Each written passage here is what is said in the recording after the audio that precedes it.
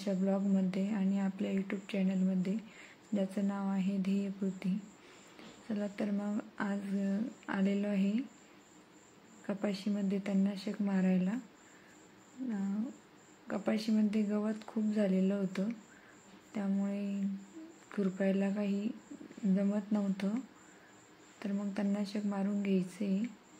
तर हा चार्जिंगचा पंप आहे आणि चार्जिंगच्या पंपामध्ये जवळपास 20 लिटर पाणी हे बसतं.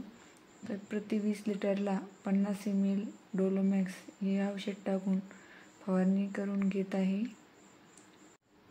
30 गुंठे कपाशीमध्ये जवळपास 7 पंप हे बसलेले आहे.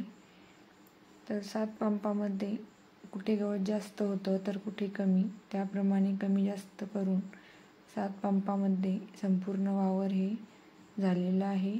आणि अजून औषध 500 ml मधून जवळपास 150 ते 200 ml औषध हे उरलेलं आहे.